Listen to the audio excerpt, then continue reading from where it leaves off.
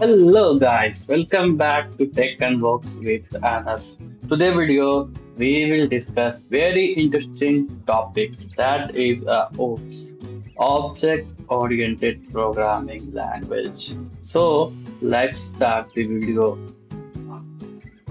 So the what is a Object Oriented Programming Language? So basically, object-oriented programming language is about by using a Java real-world object or entity is created in software. Java follows all the below mentioned principle of OOPS language. What is that? Encapsulation, polymorphism, inheritance, and abstraction. What is these things? This is the most important things in Java. If you have the fo- best foundation in the encapsulation, polymorphism, inheritance, and abstractions, you will be one of the best programmer. So we'll discuss in the later video in deeply encapsulation, polymorphism, inheritance, abstractions.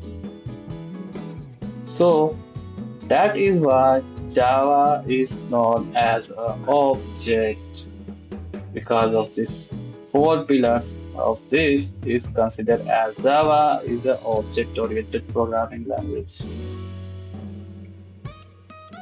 So the next questions arise, what is object? It's all about the object in Java. So everything is based on objects. So object anything which has existence in real world is known as an object-oriented programming language.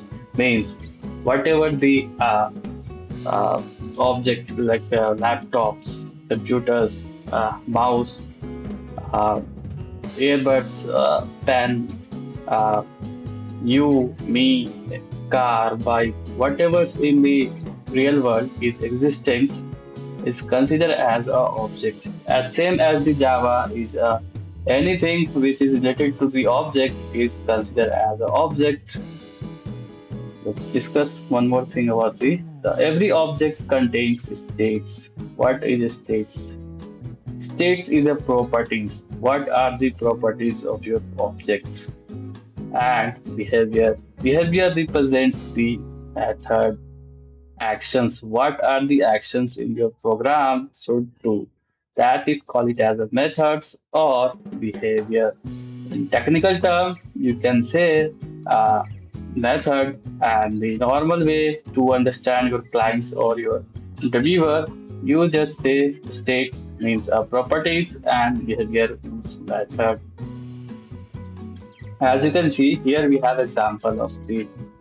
Let's suppose we have a pen. This pen is considered as a object. Pen is an object. First thing. Now, next one is what is behavior? So, behavior is about the C is writing. C is writing. Writing is considered as a behavior. What actions your object perform is considered as a behavior. Whatever the states. So, let's suppose here we have a brand symbol or brand name. So brand name is considered as a properties. Okay, states or properties. Also, the word brand and what is the color of this your pen is the property. So I hope you understand what is object and what is the behavior and how the states is performed. So also, we will discuss more about the states. What are the states in Java? So let's move to the next page. So according to Java, what is object? Object according to Java is according to Java block of memory created in heap area. What is this? It's nothing just memory allocations where our object is created their address or object reference. Every object contains address, which is also known as a object reference. So, as this line, you will understand every object contains address That address is considered as a object reference. People will getting confused with the technical term. Here you can understand this. Also, we have a state of an object can be represented by using non-static variable. Remember this, a non-static variable means your variables should be a non-static. Your method should be a non-static is considered as an object type of things. So states of an object can be represented by using a non-static variable. Also, we have a before creating an object, blueprint of an object is mandatory. See, here a lot of the technical term is coming, but don't worry, you will understand everything in this video. Blueprint, what is that? This is the beautiful things in the Java. Basically, blueprint is a class that provides you a specification. Yeah, specification means just like your mobiles have some specification like calling, video calling. If you want to search in Google, you can easily to go. That is called the specifications, RAM, memory storage.